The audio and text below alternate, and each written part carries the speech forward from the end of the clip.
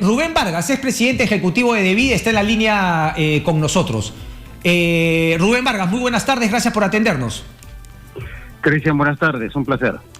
Gracias. Rubén, cuéntame un poquito lo que acabo de conversar, por favor, con el congresista Quispe Mamani, que es quien ha presentado este proyecto. Me dice, no, lo que queremos es que no haya erradicación. Vamos a tomarnos un buen tiempo, finalmente, ¿no? Haciendo un padrón nuevo, seguramente para ampliar el número de esos productores de hoja de coca que se supone que les compre NACO. ¿Cuál es un poco la movida ahí? Porque lo que queda claro es que erradicación cero. Claro, lo que están pretendiendo los que postulan el empadronamiento de todos los productores de hoja de coca es, en el fondo, que no haya más erradicación de cultivos ilícitos. Lo que están pretendiendo es legalizar toda la actual producción de hoja de coca.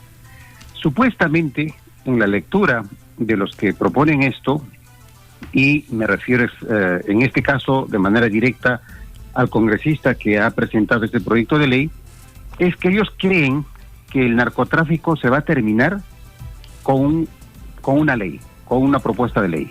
Ellos creen que el narcotráfico se borra con una ley o con un decreto supremo. La verdad que me apena mucho que tengan una lectura tan básica y distorsionada de un problema tan complejo como es el tráfico ilícito de drogas.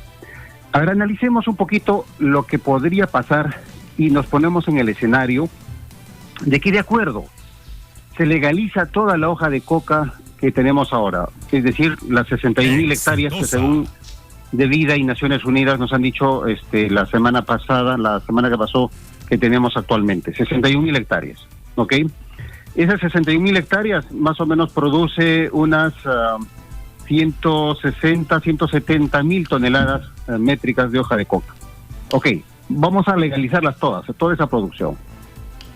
La pregunta inmediata es, ¿por qué creen que esos campesinos que han legalizado su actual producción no siembren más coca, no planten más coca para seguir abasteciendo al narcotráfico? Exacto. ¿Por qué creen que el narcotráfico se va a ir a otro país o va a dejar Perú por el hecho de que se haya legalizado la hoja de coca? Supongamos que NACO, de acuerdo, que NACO compre toda la producción, las 160,000 toneladas las compre. ¿Por qué creen que el narcotráfico no va a seguir siendo abastecida con más hoja de coca? En realidad, lo que va a ocurrir de aprobarse este proyecto de ley y de que NACO compre toda la producción o se utilice en la famosa industrialización toda la actual producción, lo que vamos a hacer es simplemente que se duplique la cantidad de hoja de coca que tenemos ahora para que satisfaga a este mercado supuestamente empadronado y también al narcotráfico. Entonces, en realidad, estamos jugando con fuego y me da mucha tristeza que 50 años de narcotráfico y no hayamos entendido de qué se trata este problema. ¿Qué es lo que se buscaría aquí entonces? Porque como tú dices claro, ganarte, como habíamos conversado anteriormente, Rubén, ¿no? Se gana, pienso en Bermejo y en algunos congresistas, ¿no? El señor Barranzuela, el ministro del Interior, te ganas un poco a esos votos, pero claramente lo que haces es también, digamos, dar rienda suelta a que incluso esos agricultores puedan ganar más, porque lo que tienen sembrado se los compra el Estado y por otro lado voltearán y seguirán sembrando hoja de coca para el narcotráfico. Y lo único que van a generar es dos mercados gigantescos, uno supuestamente que va a comprar el Estado y otro el narcotráfico. Entonces, en el fondo, ese objetivo de que supuestamente se controle el cultivo de la hoja de coca no va a ser tal, porque vamos a tener dos mercados gigantescos, el estatal y el narcotráfico. Insisto, aun cuando se compre, aun cuando se industrialice toda la hoja de coca actual, ¿por qué el narcotráfico no va a seguir teniendo proveedores?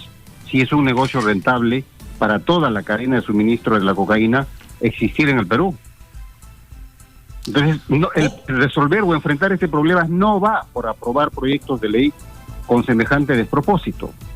Y además, Cristian, hay que señalar de que este proyecto de ley, en su primer artículo, en el objeto de la ley, dice que quiere declarar la planta de la hoja de coca como patrimonio natural de la nación y promover su cultivo e industrialización con fines lícitos de comercialización. Me pregunto, el hecho de que se esté aprobando toda la hoja de coca existente, desconociendo o no reconociendo o a sabiendas de que el 90% de esta hoja de coca termina convertida en cocaína, ¿acaso no estamos más bien destruyendo a esa hoja de coca tradicional, que se cultiva de manera tradicional, que se consume de manera tradicional y que principalmente está ubicada en el Cusco? ¿No estamos destruyendo esa hoja de coca tradicional al equipararla, al mezclarla, al confundirla con esa otra que termina convertida en cocaína? En realidad, estamos utilizando de manera demagógica el argumento de la hoja de coca tradicional para justificar la legalización de ese 90% de hoja de coca que termina en las pozas de maceración. Claro, claro. ¿Qué tan parecida es esta o en qué misma línea van con la famosa ley Bermejo, que entiendo no era de autoría obviamente del congresista Bermejo, pero creo que también estaba justamente dando vueltas? Entonces, claro, esas dos están en el tubo, en el pipeline del Congreso. Mira, es básicamente la misma cosa, buscan el mismo propósito, que es la legalización. Es la legalización. El empadronamiento encierra la legalización, encierra la no erradicación. Es básicamente lo mismo, y lo que me lleva a concluir es que tienen un afán desmedido por la utilización política del sector cocalero. Hay 500.000 familias que están involucradas en el cultivo de la hoja de coca. ¿Qué duda cabe? Ahí hay un problema social que necesita urgente atención integral, por supuesto, pero están queriéndose aprovechar precisamente de la necesidad de este sector vulnerable, de este sector rural vulnerable, que siempre ha estado castigada por el narcotráfico y por el terrorismo. Quieren ahora utilizarlo políticamente para movilizarlos, para pedir su asamblea constituyente, la nueva constitución, y sabe Dios que otros propósitos políticos distintos. Es básicamente la misma ruta. Esta es la misma ruta que han seguido en Bolivia para atizar los conflictos, para generar el enfrentamiento, para convocar a otros sectores y finalmente presentarse como los salvadores. Correcto. ¿Qué tanto puede prosperar? Yo imagino que el Congreso no va a pasar, pero ya justamente se va hablando, y en esa línea, ¿qué ha ganado el movimiento cocalero, Guillermo Bermejo y su agenda, el ministro del Interior, con finalmente la paralización en la interoceánica, que al final se ha anunciado levantar, pero claro, utilizaron un eufemismo que tú me podrás aclarar, Rubén? Decían, no se puede parar la erradicación, pero sí se va a erradicar las ilegales, pero no las legales. Y ahora proyecto habla de finalmente que se suspenda totalmente la erradicación. ¿Cómo queda la erradicación en estos momentos, Rubén? A ver, hay dos preguntas en tu pregunta grande. Uno, ¿qué han conseguido? Te hago un recuento rápido. Uno, han conseguido que el ministro del Interior pare la erradicación en Puno. La erradicación en Puno en este momento está paralizada. Que han conseguido descabezar de Vida, que es la entidad rectora en la lucha contra las drogas. Que han conseguido que la primera ministra en su presentación en el Congreso hable también como prioridad de su gabinete el empadronamiento de la hoja de coca. Que han conseguido que tienen dos proyectos de ley en el Congreso como bancada del gobierno que va en la misma línea. En realidad están avanzando bastante, están avanzando subterráneamente y no nos estamos dando cuenta. Sí. O estamos viendo con bastante normalidad el hecho de que se paralice la legalización y se ejecuten campañas de demolición contra las instituciones vinculadas en la lucha contra las drogas. Pero están a punto de anotarse otro poroto, porque lo que queda pendiente es justamente quién va a reemplazar a Pintado en De Vida. Y ahí ya hasta parece haber amenazado Bermejo diciendo que bueno, ¿no? La vuelta... que finalmente acaben las protestas, ¿no? Esa huelga dependerá mucho, también ha dicho él, suelto de huesos, de quién sea nombrado indebida. Eso es cierto. Desde mi punto de vista, ahí se va a completar el combo y vamos a tener absolutamente claridad respecto a la utilización política que quiere dársele a este tema de la coca y la erradicación. Exitoso. Pero a efectos concretos y a efectos prácticos, lo que tenemos ahora es una paralización de la erradicación en Puno. Y dicho sea de paso, no sé si en la anterior entrevista comentamos de que esa hoja de coca que está en Puno, donde se estaba erradicando ahora, estamos hablando de dentro del Parque Nacional Baguaja-Sonene. Ahí no debería haber ningún tipo de agricultura y mucho menos cultivos de hoja de coca. Pero en ese parque, en el Baguaja-Sonene, que es un parque que está entre Madre de Dios y Puno, está ahora mismo penetrada por el narcotráfico, por la coca ilegal. Allí hay narcoaeropuertos. La policía ha encontrado laboratorios de cocaína.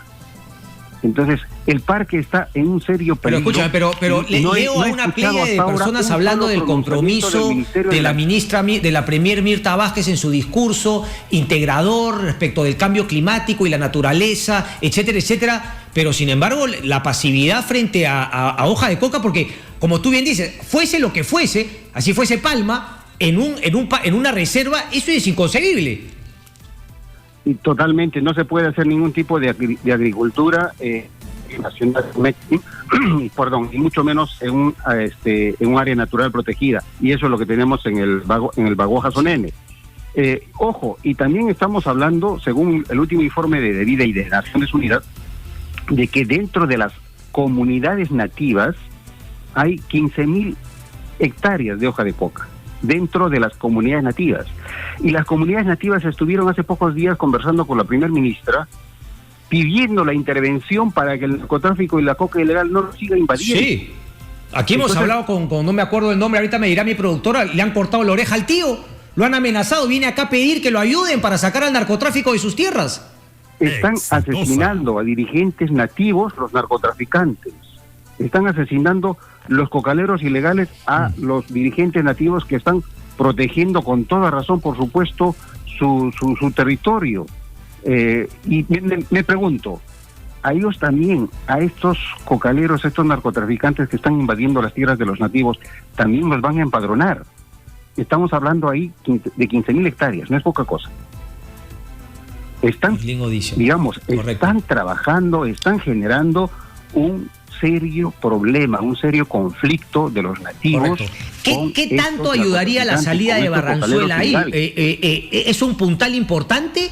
O sea, ¿es fundamental que el Congreso, más allá de vía la confianza o no, finalmente se encargue en su labor de fiscalización de evitar que el señor Barranzuela, es decir, Bermejo, esté en el Ministerio del Interior? Sin duda, el sector interior es uno de los más sensibles. No es uno de los más sensibles, es el más sensible. En el manejo del narcotráfico, por supuesto. En el manejo de la información vinculada a la seguridad interna y el orden público. Estamos hablando del sector que conduce la parte operativa de la lucha contra las drogas, de la lucha contra el crimen organizado, de las investigaciones que se realiza de la mano del Ministerio Público. Estamos hablando de un sector absolutamente estratégico y especialmente en lo que corresponde a la lucha contra las drogas y a la erradicación de los cultivos ilícitos. Preocupante. En esa línea también recomiendo la columna hoy, creo que es en El Comercio, de Carlos Asombrío al respecto. Gracias, Rubén, como siempre. Hasta pronto. Chao.